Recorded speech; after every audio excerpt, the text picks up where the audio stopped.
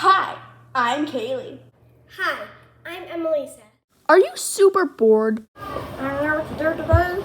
Do you have absolutely nothing to do? Tell me what you're doing. I don't know what to do right now. Are you so bored that you're abusing your stuffed Kermit because why not? Well, you don't have to suffer any longer, because today we're making Oreo cake pops.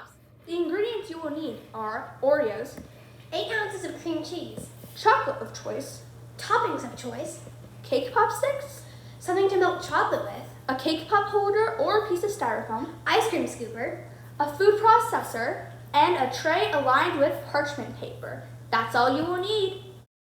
Be sure to wash your hands to get rid of any nasty germs that can cause sicknesses or diseases. Step 1. Add the first batch of Oreos to a food processor.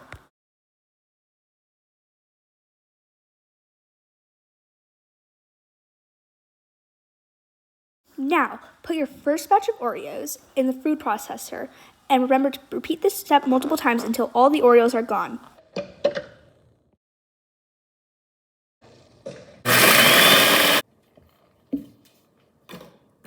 Now add your 8 ounces of cream cheese in.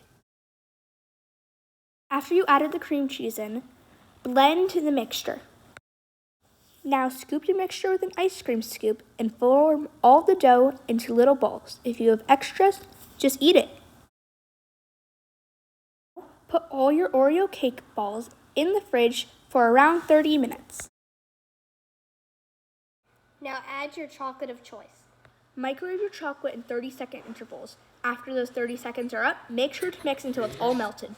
After you've taken your cake pops out of the fridge, you may start dipping them in melted chocolate and then sprinkling over your topping of choice. Finally, let the chocolate cool for a bit and then you have Oreo cake pops. You may eat them plain or with chocolate.